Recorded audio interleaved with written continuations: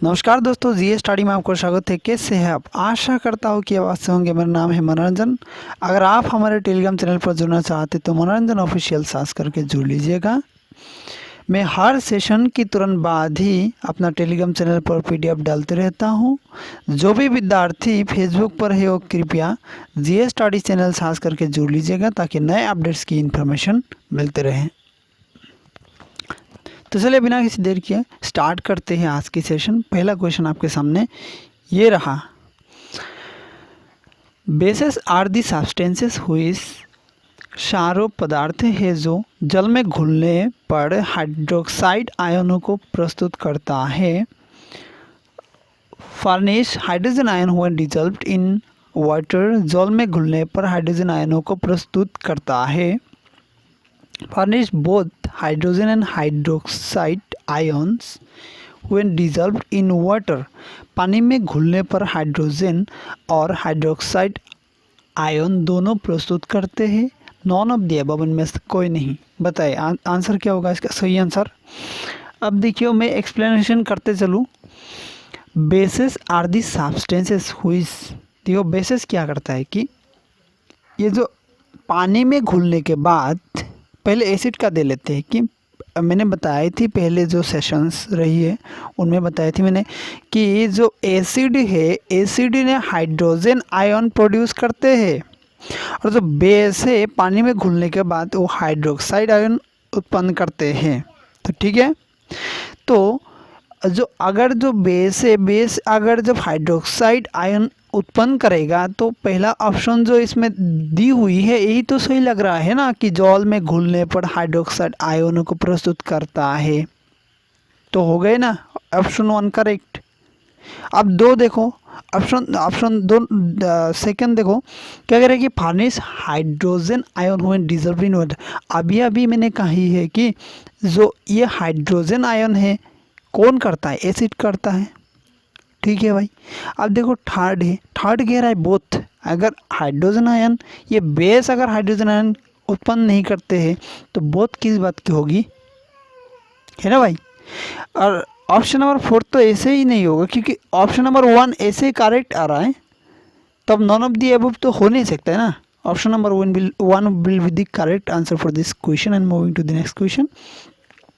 Second, acids अम्लों क्या है, करता क्या है अम्ल? Turn red litmus to blue, turn blue litmus to red, turn red into blue and blue into red, none of the above. अब देखियो कि मैं एक्सप्लेनेशन करते चलो हर एक पॉइंट को, हर एक ऑप्शन को। देखो इसमें कही है कि turn red litmus to blue. मैंने पिछले कुछ सवालों कुछ सेशन करी है उनमें मैंने बताई थी कि जो एसिड्स है एसिड्स क्या करते हैं कि अम्ल है, अम्ल ने क्या करते हैं कि ब्लू लिटमस टू रेड करते हैं। ठीक है, ये कार्बन से, और जो बेस है बेस रेड टू ब्लू करते हैं। ठीक है, ये याद रखना है बस तभी सवाल बन पाएगा, आसानी से बन पाएगा कि जब एसिड्स ने क्या करते हैं कि ब्लू लिटमस को रेड में कन्वर्ट करते हैं।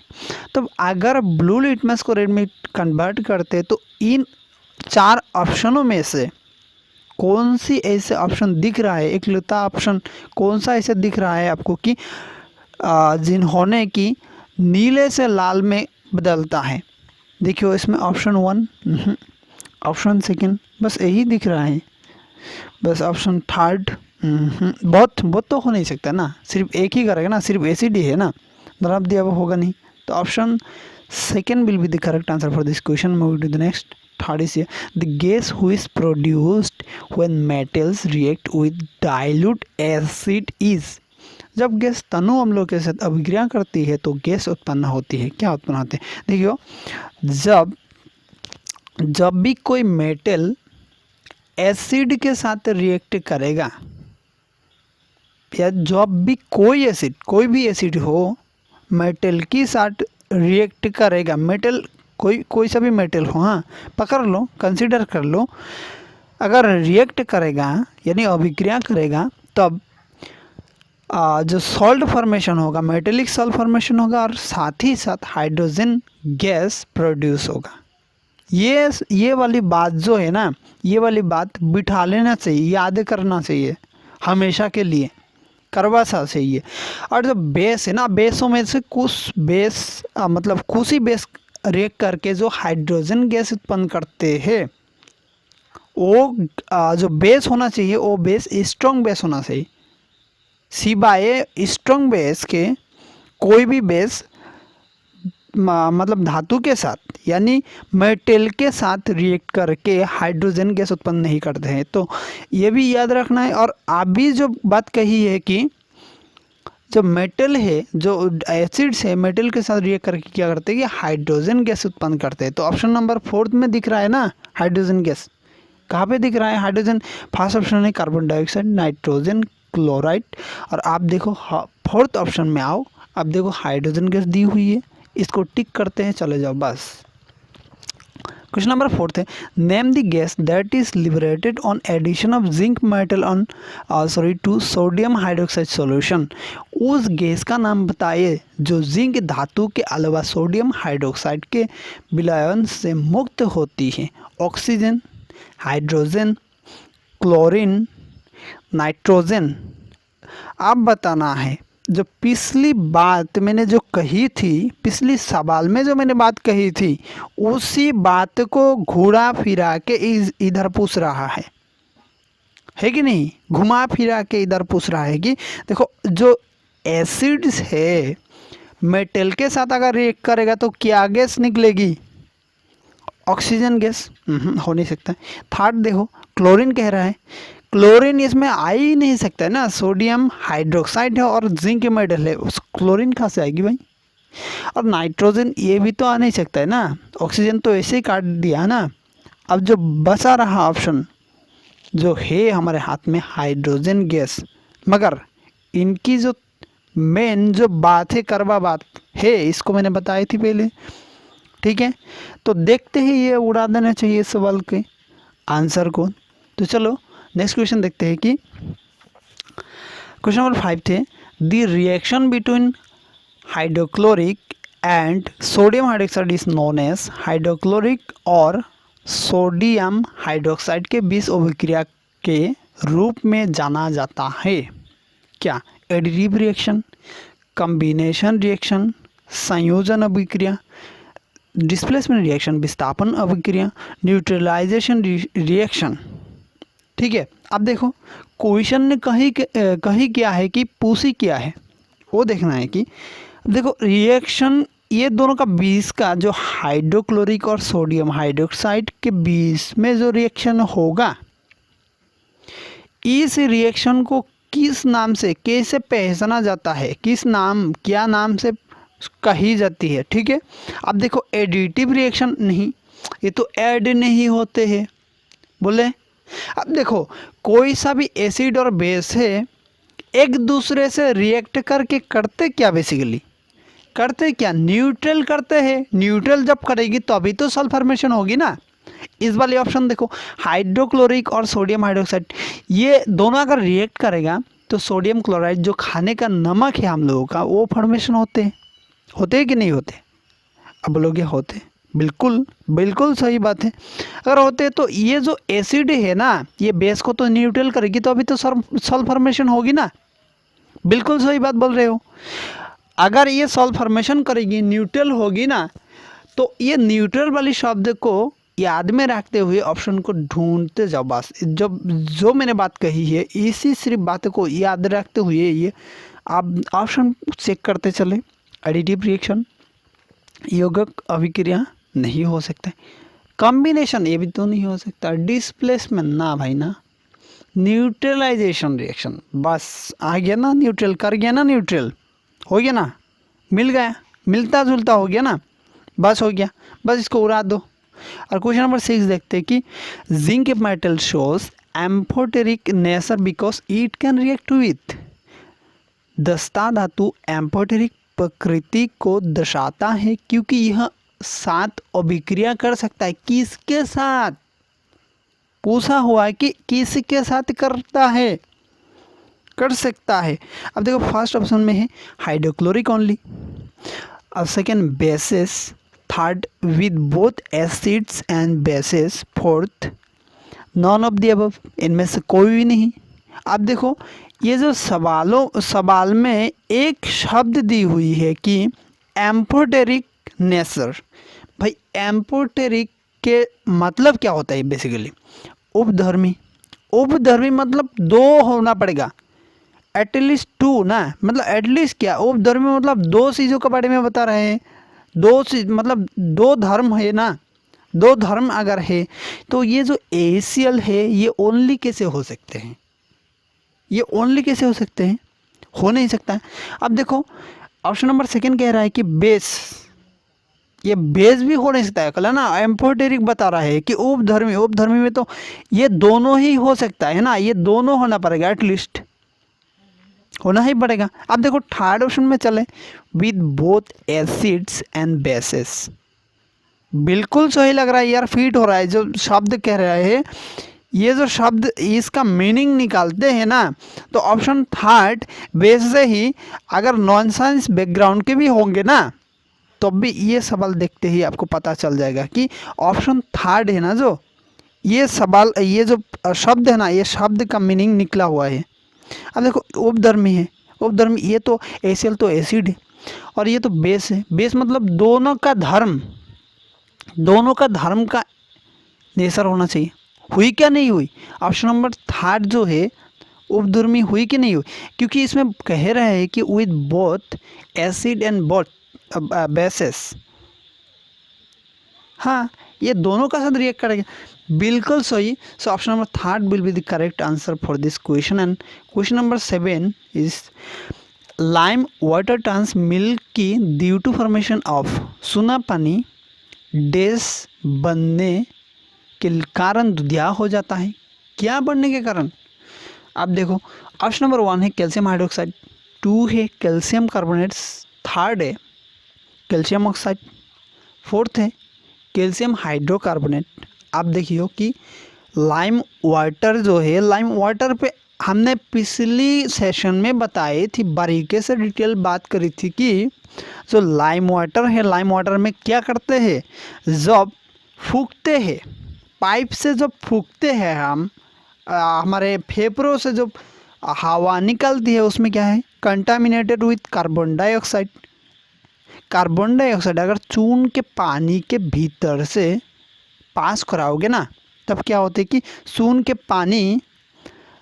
पानी दूधिया हो जाते हैं, यानी ये जो प्रेसिपिटेटेड फॉर्मेशन हो जाते हैं। ठीक है, तो पहले क्या होता है कि पहले स्टेप से हम समझाते हैं कि क्या होता है कि कैल्शियम जो रॉक होते हैं उनको अगर फर्स्ट जलाओगे ना, ऑप्शन को हम काटते चलेंगे, थर्ड ऑप्शन चलेंगे। देखो कैल्शियम जो रॉक होते हैं उसको अगर जलाओगे कैल्शियम ऑक्साइड मिलेगी, ठीक है, बस बिल्कुल सही बात। इसको फिर पानी में भिगाओ तो क्या होगी कि ये जो है ना स्लेट लाइम होगी, मतलब कैल्शियम हाइड्रोक्साइड होगी, बिल्कुल सही। कैल्शियम ऑक्साइड को जला हुआ चून को अगर तुम ये पानी में भिगाओगे ना तो ये क्या होगी, कैल्शियम हाइड्रोक्साइड बोले, स्लेट लाइम, हाँ बिल्कुल सही बात। और फिर ये जो स्लेट लाइम है ना, इसमें अगर तुम फूकोगे ना, कार्बन डाइऑक्साइड पास कराओगे इनमें से, ये जो कन्वर्ट होके प्रेसिपिटेशन फॉर्मेशन करेगी। जब प्रेसिपिटेशन फॉर्मेशन करेगी ना, कैल्शियम कार्बोनेट बनेगी, और कैल्शियम कार्बोनेट बनने का कारण से ही, उसी के वजह से ही ये क्या होते हैं, प्रेसिपिटेशन यानी मिल्की हो जाते हैं। तो ऑप्शन क्या है, second will be the correct answer for this question. And moving to the next question, sodium hydroxide carbonate when added to acetic acid evolves a gas।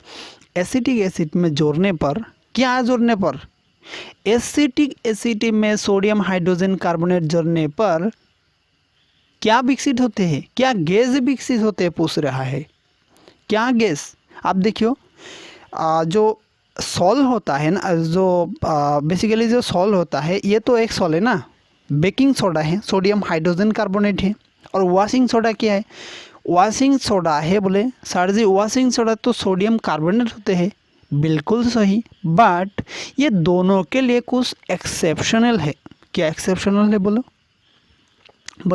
तो ये जो सोडियम हाइड्रोकार्बोनेट और सोडियम कार्बोनेट है ना, इन दोनों को अगर एसिड के साथ रिएक्शन कराओगे ना, तब क्या होता है कि बेसिकली नॉर्मल जो एसिड होते हैं हमारा और नॉर्मल जो बेस होते हैं हमारा, वो बेस अगर एसिड के साथ रिएक्शन कराओगे तो वाटर एंड सॉल्ट फॉर्मेशन होते हैं। बट सोडियम कार्बोनेट और सोडियम हाइड्रोकार्बोनेट ये दो पर्टिकुलर बेस है जो इन दोनों का अगर तुम एसिड के साथ रिएक्ट कराओगे ना, तब सॉल्ट वाटर प्लस और एक गैस ज़्यादा उत्पन्न करते हैं। वो जो गैस है ना, वो गैस है कार्बन डाइऑक्साइड गैस। ठीक है, आप तो आंसर लीक हो गया ना। आप सवाल के जो ऑप्शन है उसको टिक करते चले, चेक करते चले। पहले it turns lime water milky, यह सोने के पानी को दूधिया कर देता है। बिल्कुल सही बात है यार। अभी पिछले क्वेश्चन में मैंने बताए थे ना, जब तुम सोने के पानी को पानी के अंदर से तुम फूकोगे ना, कार्बन डाइऑक्साइड पास कराओगे ना, जिस भी प्रक्रिया से जहाँ से भी तुम लेकर के कार्बन डाइऑक्साइड पास कराओगे ना, ये दूधिया हो जाएगा, यानी प्रेसिपिटेट फॉर्मेशन हो जाएगा। ठीक है, अब देखें second option, it extinguishes a burning splinter. बिल्कुल सही बात है यार, यह एक जलती हुई चिंगारी को बुझा देता है। बिल्कुल सही, क्योंकि अगर देखो तुम ना, जो फायर ब्रिगेडर आते हैं ना, लाल लाल जो गाड़ियाँ लेके आते हैं ना, तुम अगर कॉल करोगे ना फायर ब्रिगेडर को, तब आ करके क्या करते हैं, बिल्डिंगों पर जो आगे लगे हुए होते हैं उसमें क्या करते हैं, पाइप से कुछ निकालते देते हैं ना, छोड़ते हैं ना, ये जो कार्बन डाइऑक्साइड गैस ही छोड़ते हैं, यही तो बुझा देते हैं ना। बेसिकली तुम अगर कोई सा भी ऑफिस में जाओ, तुम देखोगे कि एक वॉल में एक सिलेंडर लगा हुआ होता है रेड कलर की, वही है ना, उसी में तो कार्बन डाइऑक्साइड जमा हुआ होते हैं जो एक्सटिंग्विशेस के लिए करते हैं। ठीक है, अब हो गई दो ऑप्शन तो सही निकल गई। और थर्ड ऑप्शन चेक करते हैं, it dissolves in A solution of sodium hydroxide. बिल्कुल सही बात है यार, थर्ड ऑप्शन भी सही हो गया। अब फोर्थ ऑप्शन में, इट हैज़ ए पांजेंट अदर। ये तो गलत हुए। कैसे गलत हुए? बोले सर जी, आपने बताया था कि पिछले सेशन में आपने बताया था कि ये एक्सप्लेनेशन इसके बारे में बहुत बारीकी से की थी आपने। बोले बहुत शानदार यार, याद रखते हो हर सवाल के। जैसे कि अब देखो, इसको थोड़ी सी बता ही दूँ कि जब कार्बन डाइऑक्साइड अगर हमारे हवा में है ऑलरेडी, अगर ये अदौर होते, यानी इसके अगर गंध होते, तो हमेशा हर टाइम हम लोगों को गंध मिलते रहता है कि नहीं? बोले सही, बिल्कुल सही, एकदम रियल लाइफ से रिलेट करके बता रहे हो गुरु जी। बोले सही है। तो ऑप्शन नंबर फोर्थ को काटो और बाकी जो 1, 2 एंड 3 है, इसके जो ऑप्शन है ना, ये जो इस क्वेश्चन के ऑप्शन सही है यार। ये तीनों को टिक लगाओ, बस हो गया। अब देखते हैं question number 9, the pH of gastric juice related during digestion.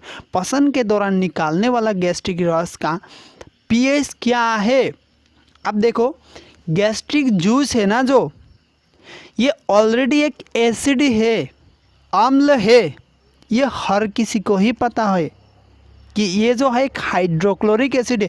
हम लोगों का स्टोमक में जो रिलीज होते हैं, जो हमारे पचन में मदद करते हैं, फूड पचन में मदद करते हैं। ठीक है, तो एसिड है। सर जी, मेरे को एक बात याद आ रहा है। बोले क्या याद आ रहा है? बोले गुरुजी, आपने बताया था कि एक स्केल के बारे में। क्या स्केल के बारे में? बोले पीएच स्केल के बारे में। पीएच स्केल के बारे में? बोले वो कैसे होते? बोले उसमें एसिड के लिए लिमिटेशन होते हैं और बेस के लिए स्केल में लिमिटेशन होते। बोले 7 उसमें थे न्यूट्रल पॉइंट में, राइट साइड में 14 थे और 0 से लेकर के 14 तक है। अगर तुम 7 से तो बाय के और जाओगे तो एसिड मिलेगी, एसिड की कारहाई मिलेगी। कारहा कितने हैं एसिड? और अगर तुम 7 से डाय के अड़ जाओगे तो बेस मिलेगी। जितने डाय जाओगे उतने कारहा बेस मिलेगी। बोले बिल्कुल सही बात है। अगर आप अभी आपने बताया हो कि गैस्ट्रिक जूस से ये एसिड है, तो एसिड के लिए तो गुरु जी ये तो 7 के बाएं ओर ही रहेगी ना। बिल्कुल सही पकड़े हो आप। अगर बाई की ओर रहेगी तो 7 से कम होगी क्या नहीं होगी? बोले गुरुजी सही यार, 7 के नीचे तो कम होगी, 7 से कम है। ऑप्शन नंबर 1 तो ऐसे ही सही लग रहा है, फिर भी चेक करते चले, बाकी जो ऑप्शंस है उनको भी चेक करते चले ना। Option number 2 more than 7 no यार, इक्वल टू 7 नो यार, इक्वल टू 7 तो न्यूट्रल है ना, और जो इक्वल टू 0 ये तो इतना करा हो नहीं सकता है।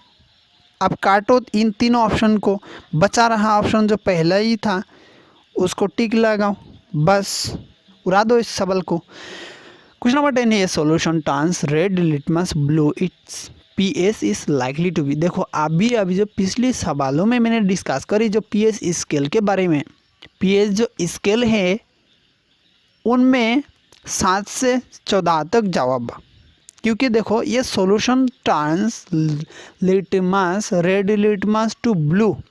अब देखो पिछले कुछ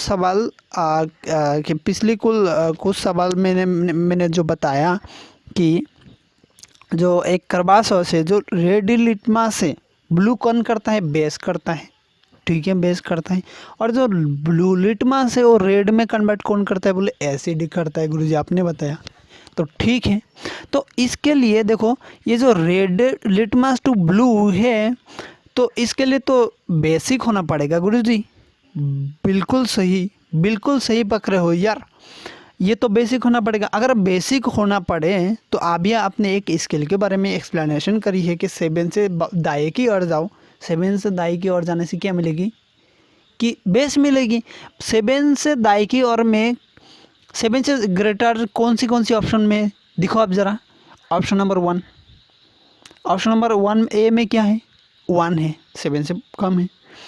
ऑप्शन नंबर 4 बी है कि 4 है। ऑप्शन सी है 5। ये तीनों की तीनों ऑप्शन क्या है? 7 से कम है।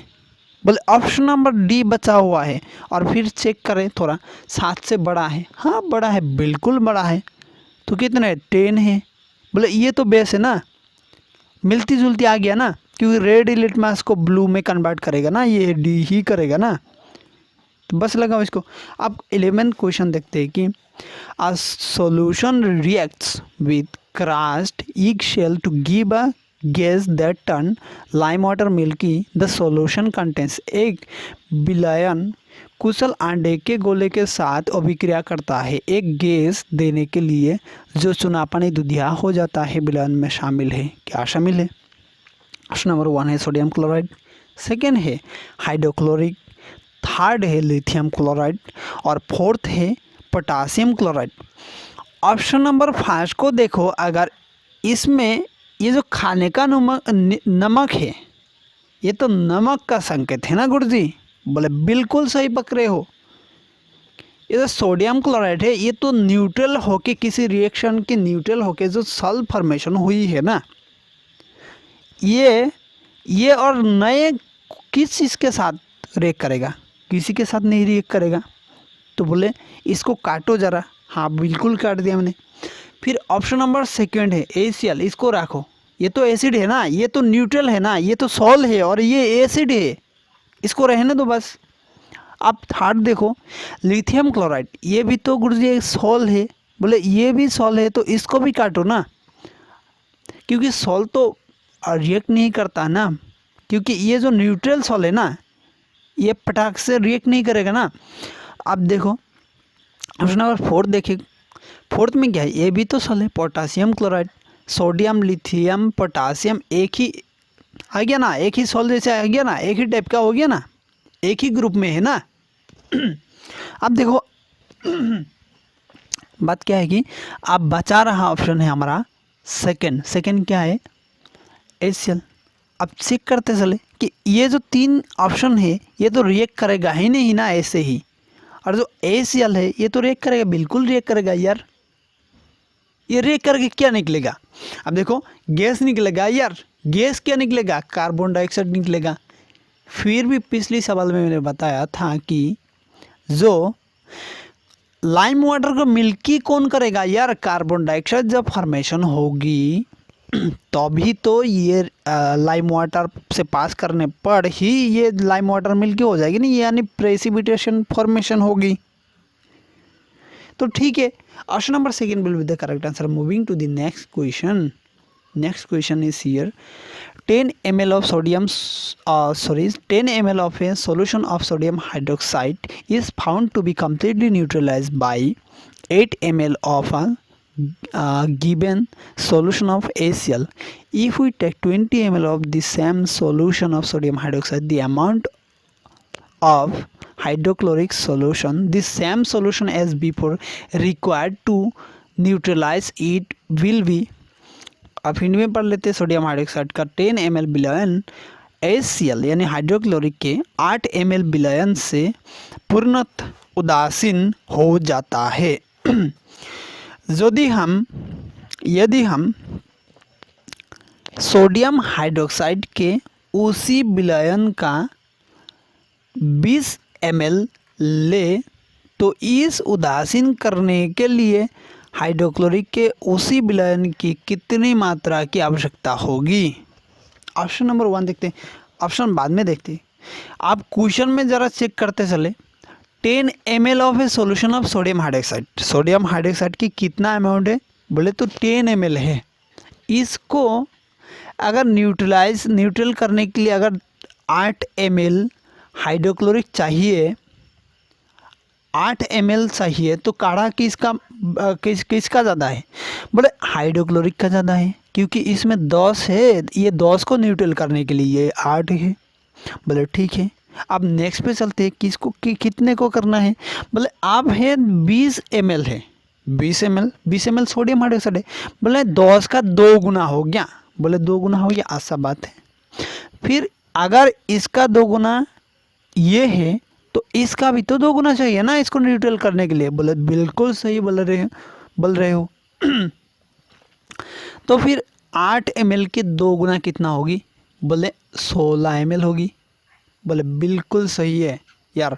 16 ml कौन सी ऑप्शन में दिख रहा है हमें बोले ऑप्शन नंबर 1 है 4 ml, 8 ml, 12 ml and 16 ml। चलो ना इसको टिक करते, बस खेल खत्म। अब 30 नंबर है which of the following types of medicine is used for treating indigestion. ठीक है, इंडाइजेशन के खिलाफ जो मेडिसिन यूज कराई जाती है कौन सी मेडिसिन है। अब देखो ऑप्शन नंबर 1 है एंटीबायोटिक, 2 है एनाल्गेसिक्स, 3rd है एंटासिड, 4th है एंटीसेप्टिक। अब देखो ये जो इंडाइजेशन है ना, इसको हम क्या करते हैं, जो बीमारी होते हैं इसका वजह से ये जो होते हैं ना, ये एसिडिटी बोलते हैं इसको। ठीक है, एसिडिटी बोलते हैं। और एसिडिटी के खिलाफ के लिए हमें क्या करा जाता है कि उसकी उपचार के लिए हमें क्या दिया जाता है कि एंटासिड दिया जाता है डॉक्टर्स के द्वारा। एंटासिड किस हिसाब से किस मेडिसिन के नाम पर दिया जाता है बोले मिल्क ऑफ मैग्नीशिया के नाम पर दिया जाता है। बोले डायरेक्ट हम लोग जाते हैं सर जी, जा कर के स्टोर जो मेडिसिन स्टोर्स होते हैं उनमें से पूछ करके ला के आते हैं कि हम लोगों को मिल्क ऑफ मैग्नीशिया दे दो, दे देते और खा लेते तो ठीक हो जाते। बल्कि बिल्कुल सही करते हो यार, यही तो एप्लीकेशन है साइंस की।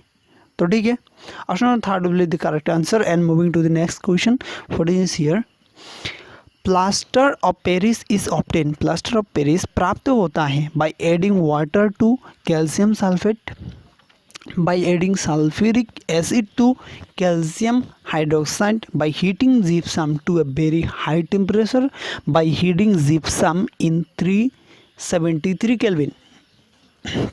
अब देखो ये जो प्लास्टर ऑफ पेरिस है ना, ये कहाँ से ऑब्टेन होगी। इसका तो 2 ही फॉर्मेशन होता है, एक तो प्लास्टर ऑफ पेरिस, एक तो जिप्सम। देखो जिप्सम, अगर जिप्सम को प्राप्त करना है तुम्हें तो प्लास्टर ऑफ पेरिस से होना पड़ेगा, और अगर प्लास्टर ऑफ पेरिस को प्राप्त करना है या उसको प्लास्टर ऑफ पेरिस चाहिए तब जिप्सम चाहिए। अब देखो जो कैल्शियम सल्फेट है एक्चुअली प्लास्टर ऑफ पेरिस क्या होता है कि कैल्शियम सल्फेट हेमीहाइड्रेट होते हैं, ठीक है। तो देखो ये जो है ना, by adding water to calcium sulphate, ये ऑलरेडी क्या होगी कि ये जिप्सम में कन्वर्ट हो जाएगी, तो इसको छोड़ दो ना ये ऑप्शन जो है ये कट जाएगी।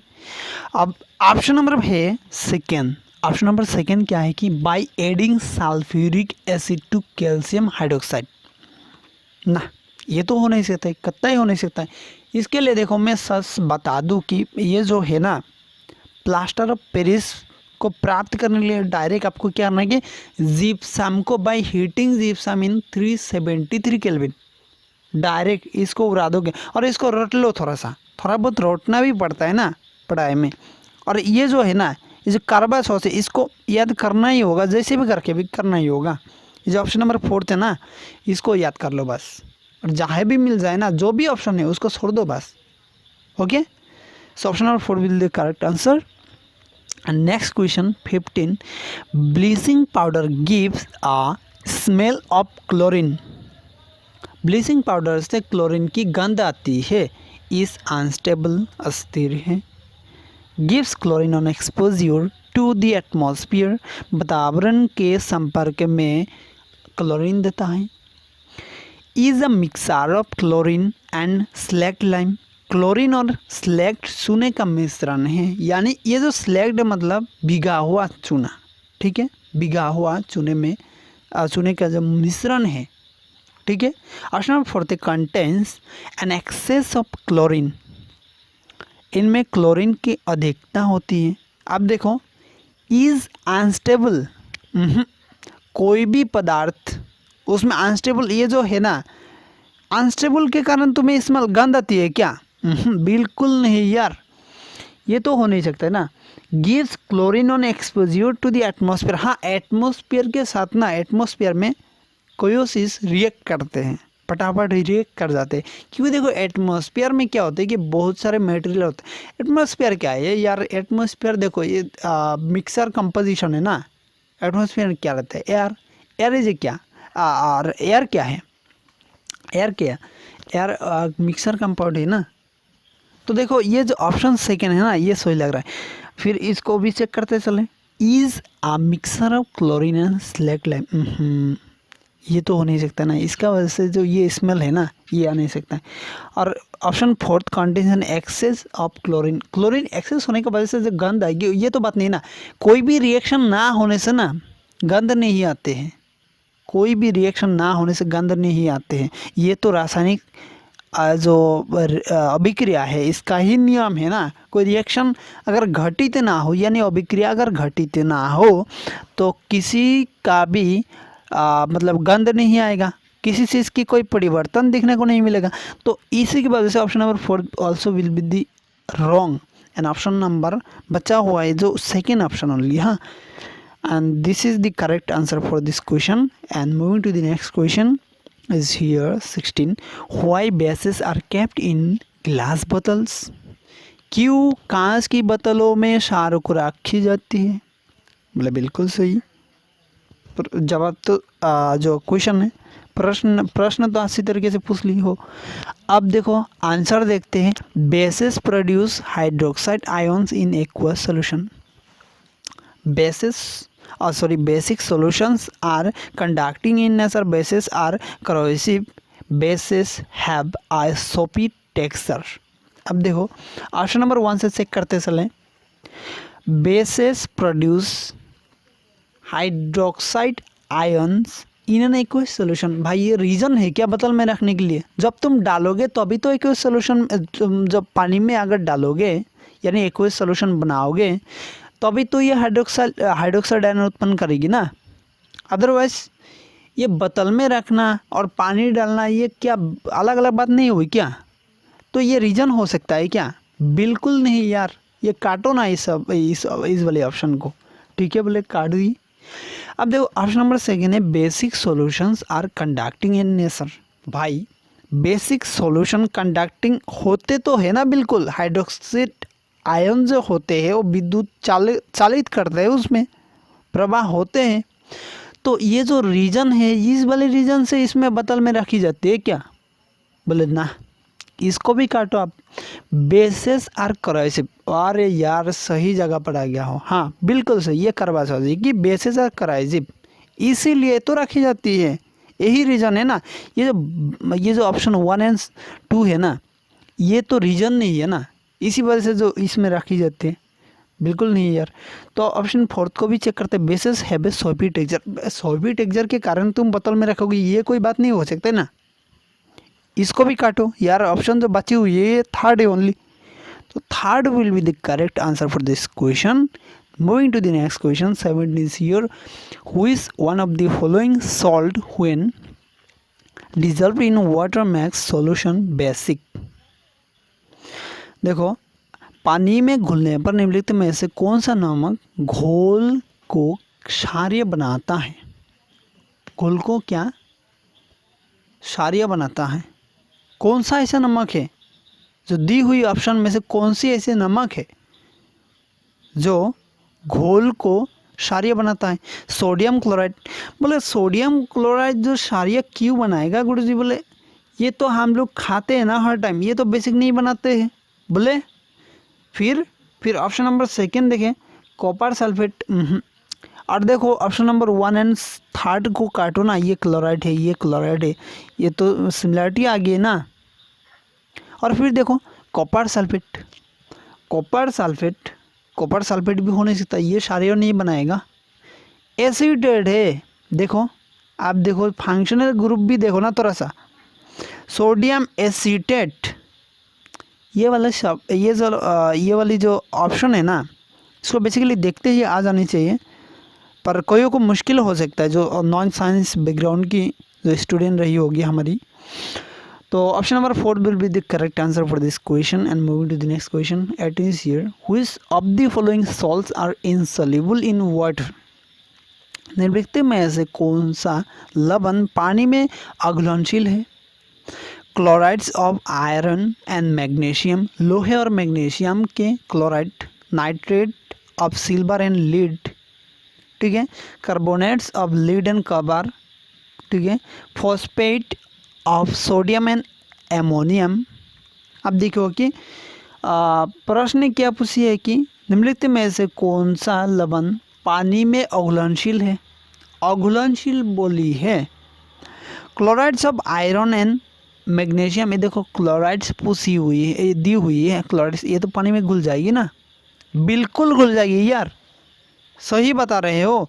Nitrate of silver and lead, बिल्कुल सिल्वर, नाइट्रेट तो लिक्विड जैसे होती है, इसको भी तो घुला सकते हैं ना, सिल्वर लीड। और अब देखो nitrate of silver and lead दोनों को ही तो घुला सकते हैं ना। अब देखो carbonates of lead and copper. अब देखो कार्बोनेट्स, कोई सा भी कार्बोनेट हो, हम लोग को एक एग्जांपल है हम लोग के हाथ में, जैसे कि बेकिंग सोडा, वॉशिंग सोडा में कार्बोनेट होते हैं कि नहीं होते? बोले बिल्कुल होते। अगर उसमें कार्बोनेट होते, एक चीज़ तुमने ध्यान दी होगी कि जब खाना पकाते समय यानी जो कपड़ा धोते समय, हाँ क्या होते कि जब डालते हैं ना, ये जो डिजल्व नहीं होते फटाफट, होते हैं क्या? बोले ना फटाफट डिजल्व नहीं होते। बोले रीज़न क्या है गुरुजी? बोले इसमें कार्बोनेट्स है, बोले कार्बोनेट्स है तो क्या है, ये जो फटाफट है ना, ये जो डिजल्व नहीं होते वाटर में, सोल्यूबल नहीं होते। तो मिल गया ना एक ऑप्शन, जो थर्ड ऑप्शन है carbonates of lead and copper. आप ऑप्शन नंबर 4 को भी चेक करते हैं, phosphates of sodium and ammonium, ये तो डायरेक्ट घुल जाएगी ना, एमोनियम की फॉस्फेट है, ठीक है। तो option number 3 will be the correct answer for this question. And moving to the next question 19, two elements gallium and oxygen combine to form a compound gallium oxide, which among the following is the valence of gallium will be। दो तत्व gallium और oxygen, एक मिश्रित gallium oxide बनते हैं। Gallium की वैधता निम्नलिखित में से कौन सी होगी? अब देखो क्या पूछी है कि वैलेंसी ऑफ गैलियम। अब देखो इसमें एक ट्रिक है, बोले क्या ट्रिक है? ट्रिक यही है कि ये जो क्रॉस मल्टीप्लाई जैसी एक ट्रिक है, बोले उसको अप्लाई करो। बोले कैसे अप्लाई करें? जो ऑक्सीजन के लिए 2 नेगेटिव होते हैं, इसको नीचे लाओ, और गैलियम के लिए 3 होते हैं, इसको ऑक्सीजन के नीचे आओ। तो इसका जो वैलेंसी है इसका नीचे चली गई कि नहीं चली गई? बोले सही, बिल्कुल सही है यार। तो ये जो क्या नीचे चली गई ऑक्सीजन के नीचे? 3 चली गई। बोले सर जी 3 चली गई, तो 3 है ना इसका वैलेंसी? बोले बिल्कुल सही, हाँ 3 है। तो 3 है, ऑप्शन कौन सी ऑप्शन में 3 है? बोले ऑप्शन ए में 1 2 3, 3 में 3 मिल गया गुरुजी। बोले लगा दो ना इसको, फिर क्यों बैठ रहे हो? ठीक है, ऑप्शन फोर्थ में क्या है? 4 है, हो नहीं सकता है ना, इम्पॉसिबल है यार। इसमें ऑप्शन में ही दी नहीं हुई है, कंपाउंड में ही दी नहीं हुई है। तो चलो नेक्स्ट क्वेश्चन पे। NS the following basis in increasing order of their basic strength. ठीक है, उनकी मूल शक्तियों के बढ़ते क्रम में निम्नलिखित क्षारों की व्यवस्था करें। कैसे? Sodium hydroxide, magnesium hydroxide, aluminium hydroxide, ammonium hydroxide. बोले ठीक है। अब देखो इसमें एक चीज़ ध्यान रखनी है हमें। बोले क्या चीज़? ये जो सोडियम हाइड्रोक्साइड है ना, ये स्ट्रॉन्ग एसिड है। बोले बिल्कुल सही बात है। ये जो अगर स्ट्रॉन्ग है ना, बढ़ते हुए क्रम पूछा हुआ है, बढ़ते हुए क्रम में रखना है, तो ये सोडियम हाइड्रोक्साइड जो होगा ना, ये लास्ट में होगा, एकदम दाएं तरफे होगा, दाएं तरफे लास्ट में होगा। बोले क्यों दाएं तरफे लास्ट में होगा? बोले ये जो बढ़ते हुए क्रम में पूछा हुआ है ना, बिल्कुल सही बात है यार। अब देखते हैं magnesium hydroxide, aluminium hydroxide, ammonium hydroxide, इनको क्या करोगे ना, ये जो अगर लास्ट में भी रखोगे ना, राइट दाएं तरफ, ये तीनों को कहाँ हटाओगे? ये तीनों को कैसे अरेंज करोगे? बोले बिल्कुल सही तरीका है मेरे पास। बोले कैसे? एमोनियम हाइड्रोक्साइड है ना, अब देखो सोडियम, एल्यूमिनियम, मैग्नीशियम मेटल है ना, मेटलिक हाइड्रोक्साइड है ना, और ये जो है ना मेटल नहीं है ना, एमोनियम। तो ठीक है, इसको बाएं तरफा रखो, बाएं तरफा रखो, पहले रखो, इसको विकर में डाल दो ना, डाल दिया। बोले डाल दिया। अब देखो जो ऑप्शन है एल्यूमिनियम और मैग्नीशियम, ठीक है, बोले ये जो एल्यूमिनियम आगे होगा और मैग्नीशियम पीछे होगा। बिल्कुल सही बात है यार, एल्यूमिनियम को आगे रखो ना, ये ज़्यादा पावरफुल होगी मैग्नीशियम से। तो बोले तो इसको भी आगे रख दो, इसको पीछे रख दो ना, एल्यूमिनियम वाली जो वीकर होगी, ये ज़्यादा स्ट्रॉन्गर होगी। तो आप 4 को आगे रखो और 3 को पीछे रखो और 2 को रखो, फिर 1 को डाल दो, मतलब 4 3 2 1। ठीक है, इसको ऐसे ही अरेंज करते चलेगा तो निकल करके आएगा क्या, जो ये जो दी हुई है हमारा, इधर दी हुई है, आपको ये आंसर आपको पीडीएफ में मिल जाएगी, बेसिक टेंशन करने की कोई ज़रूरत नहीं है। क्वेश्चन नंबर 21 देखते हैं। Who is one among the following is not a property of salt? निम्नलिखित में से कौन सा नमक की गुण नहीं है? Salts have ordered packing arrangements called lattice. Salt have low melting points but high boiling points. Salts are brittle. Salts conduct electricity when dissolved in water or even in the molten state. बोले देखियो इसमें property पूछी है, कौन सी नहीं है? बोले salts are brittle, ये तो सही है। कौन सी सही नहीं पूछ रही है कि salts conduct electricity when the dissolve water और इवन इन द मॉल्टन। हाँ बिल्कुल सही है यार। अब देखो सॉल्ट्स हैव ऑर्डर पेकिंग और अरेंजमेंट्स कॉल्ड लेटिस। हाँ बिल्कुल सही, बट सही नहीं पूछी हुई है ना। अब देखो salts have low melting points and but high boiling points, यही तो सॉस नहीं है ना। तो अगर सॉस नहीं है तो क्वेश्चन के मुताबिक यही तो करेक्ट आंसर होगा ना इसके लिए। बोले बिल्कुल सही बात है यार। Option number 2 will be the correct answer for this question. And move to the next question. 22 is here. Who is among the following statements regarding pH scale are correct? pH scale के संबंध में निम्नलिखित कथनों में से कौन सा सही है? बोले option number 1 it is logarithmic, scale. Second है the scale is limited to 0 to 4 because the ionic product of water is about 10 to the power minus 14. The lower of the value of pH, the greater is the acidity of the solution. बिल्कुल सही यार। अब देखते हैं, इसी से शुरू करते हैं ना। pH स्केल से पूछी हुई है, करेक्ट स्टेटमेंट पूछी हुई है, ठीक है। ये जो pH स्केल से संबंधित पूछ रही है, तो बोले कैसे चेक करेंगे। pH स्केल का मान जितना कम होगा विलयन की अम्लता भी उतनी ही अधिक की होगी। बोले पिछले कुछ ही सवालों के पिछले सवाल में हमने डिस्कस करे थे कि pH स्केल के बारे में। बोले कैसे, मतलब pH स्केल के जो pH स्केल का जो बाएं तरफा होगा ना, बाएं तरफा होगा, जो 7 से बाएं तरफा होगा, उससे अगर चले जाओ ना, बाएं की दिशा में जाओगे तो घटती जाएगी, 0 की दिशा में जाएगी। 0 का दिशा में अगर जाओ तुम, तब क्या होगा कि ये जो अम्ल का मान है ना, अम्ल का मान कड़वा होते जाएगा, ठीक है, मतलब स्ट्रॉन्ग होते जाएगा। बोले ठीक है, तो ऑप्शन तो मतलब जो ऑप्शन है, थर्ड ऑप्शन है, ये तो सच दिखने को मिल रहा है कि the lower the value of pH the greater is the acidity of the solution. हाँ, तुम जैसे कि pH की जो वैल्यू है वो जितनी लोअर होगी ना, उतनी ही एसिडिटी बढ़ेगी ना, ग्रेटर होगी ना एसिडिटी ऑफ द सॉल्यूशन। बोले बिल्कुल सही। अब देखो ऑप्शन नंबर सेकंड को चेक करते हैं कि the scale is limited to 0 to 14 because the ionic product of water is about. हाँ बिल्कुल सही यार, ionic product of water 10 to the power minus 14 के लिए ये तो ये स्केल बनी है ना, तो ठीक है। बोले इट इज़ लॉगरिथमेटिक स्केल। हाँ बिल्कुल सही है यार। तो तीनों ऑप्शन अगर सही है तो 1, 2, 3 all are correct of the above. तो ये जो ऑप्शन है, ऑप्शन में से कौन सी सही लग रहा है, ऑप्शन बी। तो okay, moving to the next, choose the correct option from the given statements. Statement 1 metal ions are Lewis acid. Statement 2 metal ions are electron pair acceptors. Option देखते हैं आप। Both statements individually true and statement 2 is the correct explanation of statement 1. अब B, both statements individually true and statement 2 is not the correct explanation of the statement 1. Option C, statement 1 is true but statement 2 is false.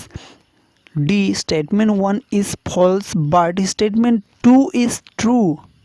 अब बोले, अब देखते हैं कि statement 1 में क्या है कि मेटल आयंस और लुईस एसिड। बोले ठीक है, ये क्या हो गया, ये एक कथन हो गया। मेटल आयंस और इलेक्ट्रॉन पेयर एक्सेप्टर। अब देखो इनमें ही दिख रहा है ना, इनमें ही दिख रहा है कि जो स्टेटमेंट 1 है ना, जो स्टेटमेंट 1 का एक्सप्लेनेशन कहाँ पे है, स्टेटमेंट 2 पे है। तो 2 पे है तो कौन सी मिलती जुलती ऑप्शन में ये जो बात कही है। बोले गुरुजी ये जो ऑप्शन नंबर ए है ना, इसमें कही है। कैसे कि दोनों कथन व्यक्तिगत रूप से सत्य और कथन 2 यानी 2 कथन 1 की सही व्याख्या है। बोले बिल्कुल सही, बिल्कुल सही। और सेकेंड को चेक करते, both statements individually true and statement 2 is not correct explanation of. ये तो सही है ना, स्टेटमेंट 2 जो है 1 के लिए स्टेटमेंट जो एक्सप्लेनेशन सही है, बट इसमें ना कही है ना, ये तो नहीं सकता है। Statement 1 is true but statement 2 is false. ये तो हो नहीं सकता, डी भी हो नहीं सकता ना, ट्रू बोलो या फॉल्स बोलो। इसमें जो 2 है एक्सप्लेनेशन करी है 1 की, तो ऑप्शन वो ए ही करेक्ट होगी ना।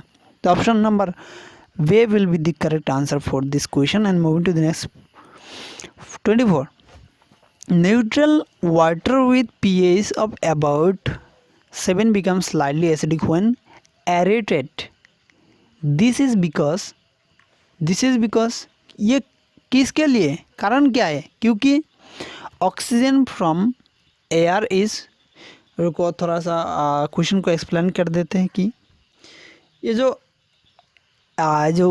बायोमिश्रित है यानी एरिटेट होते हैं, जब बायोमिश्रित होने पर लगभग 7 के pH के साथ तटस्थ पानी थोड़ा अम्लीय हो जाता है। यह है क्योंकि हवा से ऑक्सीजन पानी में घुल जाती है जो पानी को अम्लीय बनाता है। ये जो बायोमिश्रित के दौरान पानी से दूषित होने वाली जो गंदगी पानी को अम्लीय बना देती है। Ultraviolet radiation associates water molecules and makes water acidic. Carbon dioxide from air is dissolved. हवा से कार्बन डाइऑक्साइड घुल जाती है। अब देखो कि ये जो बात कही है कि जब pH है ना, ये 7 से थोड़ी सी क्या होगी कि एसिडिक मतलब 7 से कम ही होगी ना। 7 से कमती कब होती है बोले जब जो एक कंडीशन होती है, जब टेम्परेचर ज़्यादा होते हैं ना, तो टेम्परेचर ज़्यादा होने के बाद थोड़ा सा भी स्लाइडली एसिडिक होते हैं बोले, ठीक है। टेम्परेचर के बाद ये जो ऑप्शंस है ना, ये ऑप्शन में दी नहीं हुई है, लेकिन ये जो टेम्परेचर जो बढ़ती है, बढ़ने के साथ साथ एक चीज़ होती है बोले, क्या चीज़ होती है बोले, कार्बन डाइऑक्साइड वायु से क्या होती है कि carbon dioxide from air is dissolve. बोले ऑप्शन नंबर 4 में दिख रहा है, हाँ, carbon dioxide from air is dissolve. हाँ, ये जो करेक्ट ऑप्शन है ना, ये 4 ही होगी।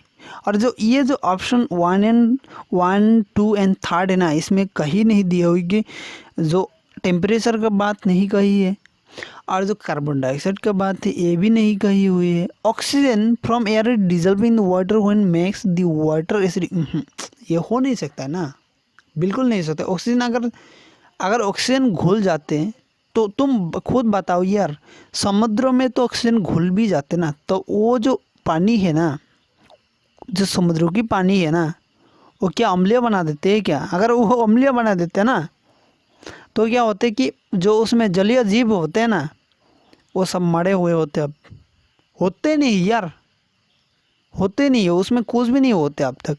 मछली तो छोड़ दो ना, कितने प्राणी होते हैं उसमें। अब देखो, dart who is get contaminated in water during aeration makes the water acidic. Dart अगर उसमें गिरे ना तो अब एसिडिक होते क्या? ना, बिल्कुल नहीं होते। Ultraviolet radiation associates water molecule and makes water ना। देखो, अल्ट्रावायलेट अगर उसमें गिर जाते तो जो उसमें अगर अल्ट्रावायलेट दोगे ना, तो अगर वो एसिडिक हो जाते ना, कितना जाने कितना अल्ट्रावायलेट निकलते रहे शान से जो, तब क्या होते, तो एसिडिक हो जाने चाहिए थे ना समुद्र के पानी, बट नहीं होते। किस लिए नहीं होते बोले, वो सॉर्ट तो रीजन। बट आप देखो, जो ऑप्शन नंबर 4 है ना, यही है इसका correct answer. So move to the next question 25। अब देखो, the human stomach produces acid X which helps in the gastric in the digestion of food. Acid X is, आप देखियो, ये जो सवाल है, सवाल नंबर 25, इसको आप लोगों को ये जो सवाल की जो सही आंसर है, आप लोग कमेंट बॉक्स में कमेंट करके ज़रूर बताएं। मैं हर कमेंट को देखूंगा कि किसने सबसे पहले ये जो क्वेश्चन की जवाब दी है, और मैं रिप्लाई भी करूंगा साथ ही साथ। और हाँ, बताना कि सेशन कैसे लगी। आशा करता हूँ कि सेशन अच्छी लगी होगी, और सेशन ज़रूर हेल्पफुल रहेगी ही रहेगी। अगर आपके हिसाब से सेशन अच्छी लगी तो एक लाइक ठोकना ना भूले मेरे दोस्त, और इस सेशन के साथ ही साथ दीजिए अपना दोस्त मनोरंजन को इजाज़त। जय हिंद।